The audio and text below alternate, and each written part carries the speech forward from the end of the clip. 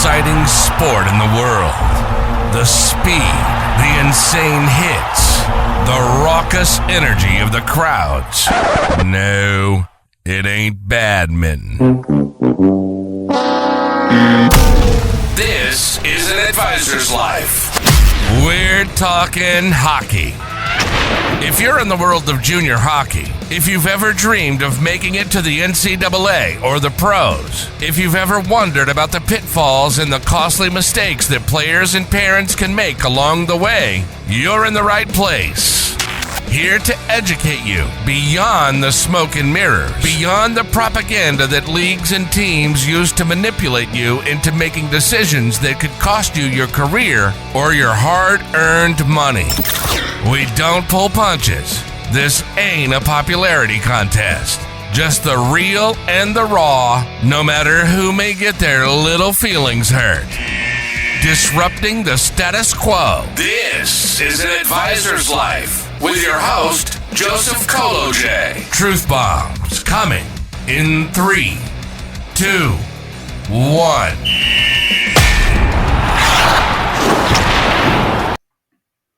Hi, welcome to this edition of An Adviisers Life. And man, this is an information-packed edition. So sorry for being away for a few weeks. The holiday season had us all busy and I've been on the road scouting, but man, news is really, really big coming out of the USHL and the OHL. And, as everyone knows, the applications for Youngstown and Muskegon to join the OHL were denied by USA Hockey. And I said at the beginning that was a bad move on USA Hockey's part, and they'd overstepped their bounds as they have so many times in the past. Well, now Youngstown and Muskegon have hired Jeffrey Kessler, the co-CEO of Winston & Strawn. Jeffrey Kessler is a great white shark when it comes to sports attorneys. He is the absolute best of the best, and he specializes in antitrust. He's won cases in front of the Supreme Court. He was Tom Brady's attorney for Deflategate. And this guy is the man when it comes to sports law and antitrust litigation. And, I really like Casey Jorgensen at USA Hockey. Nice guy. But he is way out of his weight class when it comes to dealing with Mr. Kessler. So with him on board, I would look for a very quick settlement between USA Hockey, the USHL, and the ownership groups of Youngstown and Muskegon. I do not see this going on too long. There has to be a plan. Again, all of this is about, they want to protect the NTDP. So there's got to be some kind of negotiation going on there to keep that, that program relevant. You can't spend $5 million a year on 50 players and then just lose its closest two travel partners without having some kind of negotiated settlement. And I got to believe that the OHL is involved with some kind of negotiated settlement for the NTDP to remain relevant as well. There are some rumors that these two USHL franchises will relocate further into the Midwest, which makes sense for their travel partners in the USHL.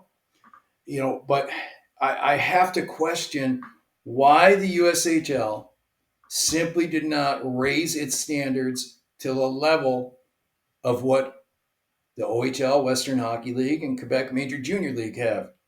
Why not just do what they do? It's going to cost you a little more money, but there are some teams that can't afford it. So the USHL would have lost teams simply because they couldn't afford the additional expenses. But I would look for a resolution on this pretty quickly. You have to believe that everyone wants to get this resolved, especially before the USHL combines. and the scheduled drafts for all these leagues. So, when it comes to expansion, there's more news out there. The Quebec Major Junior League is absolutely looking to expand. I've personally spoken to a group that are looking to add a team in Manchester, New Hampshire. There is certainly talk of at least one other expansion team. Will it happen for this year or the upcoming season? It's unknown. But there is an arena that's sitting in New Hampshire right now that is certainly ready for that expansion. Now, when we come back after the break, I'm going to go into some other news that is 100% going to affect all the Junior A clubs in Canada and the BCHL. So I'll look forward to seeing you after this break. When it comes to getting to the next level, there is only one name you need to know: Hockey Talent Management. The gold standard in player advisor services for nearly 30 years. Helping players and families get to NCAA, junior, and professional hockey leagues around the world. When you are ready to really reach for your dreams, it can only be Hockey Talent Management. Welcome back.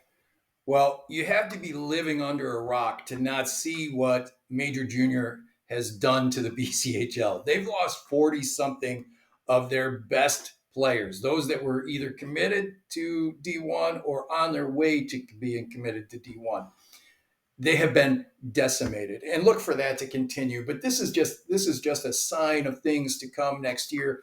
The only reason it hasn't happened to the USHL, the only reason it hasn't happened to the CJHL leagues across the board is because the USA Hockey Canada transfer agreement, number one, controls those USHL players who would otherwise be bolting for Major Junior. And the CJHL has agreements with the CHL, the Major Junior leagues, as far as player movement and development go and things like that in season. Now, come June 1st, you can throw all that out the window. You're going to see a massive shift of USHL talent heading north to Canada. It's going to happen. You're also going to see all those 20-year-olds who used to go to either the BCHL or CJHL's teams after being cut from Major Junior teams. Those guys are going to head south. So this is going to essentially make Junior A hockey in Canada really a development league for Canadian college hockey, CIS, and programs like this. They're essentially going to become irrelevant to NCAA hockey.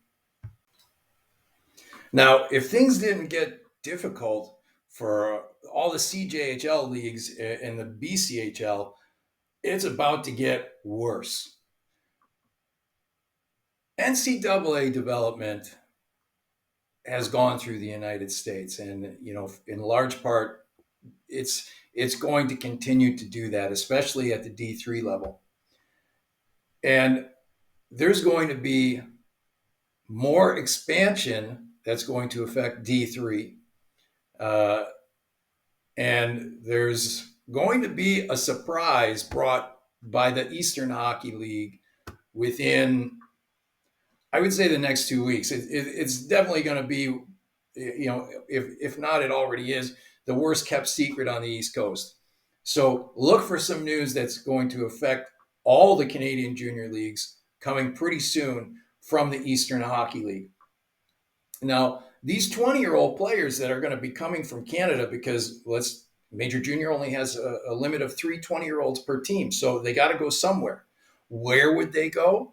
The North American Hockey League. The North American Hockey League is going to become so deep with talented 20-year-old players. They're still going to be the league that moves players to D1 in large numbers as 20-year-olds. The NCDC is taking a very interesting approach. They are capping their 20-year-old player limit at 12 per team for the 2025-2026 season. So they are definitely going to trend younger. They are definitely going to be able to develop talent. And oh, by the way, they're already trying to develop relationships with major junior clubs to develop younger players and move them up to major junior. This is a brilliant strategy. And this is what makes the NCDC just such a great league that is continuing to develop and evolve for players, because it is player-centered. It is 100% player-centered, and they're going to continue to change things up in the development model. You know, this is a great time to be a young player looking to play junior hockey next year or to advance next year. If you're a 17, 18, 19-year-old, man, the world is your oyster. All you got to do is have a real plan for what you are going to make your future. You know, there's lots of things and lots of ideas that players used to have about how they would reach NCAA hockey that have all changed now. So if you don't have a plan and you want to make a plan, feel free to give us a call or send us an email. Every consultation, every initial consultation is free of charge, and we don't put time limits on it either. We want to talk to you. We want to make sure you're getting good information and making good decisions. So feel free to email me, info@hockeytalentmanagement.com or Devin at hockeytalentmanagement.com. And we will happily give you an initial evaluation and consultation on what you may or may not need to do for next year. So until next time, I'm Joseph Kolodziej, your host on An Adviisers Life, and I look forward to seeing you in the rinks. You've been listening to An Adviisers Life. Over the past 3 decades, Joseph has been on every side of the hockey business. Team owner, a general manager, a coach, a league vice president, a player, a family advisor, and an agent. He's worked with everyone from the NHL all the way down the ladder. He's seen it all. For over a decade, he's been writing a column on the Junior Hockey News. Everyone kept telling him, hey, do a podcast. So he's finally taken the plunge. We hope you've enjoyed the show. If you did, make sure to like, rate, review, and subscribe. We'll be back soon, but in the meantime, hit us up on Twitter at junior_hockey, on Facebook at Junior Hockey News, and on Instagram at The Junior Hockey News. See you next time with more truth bombs on An Adviisers Life.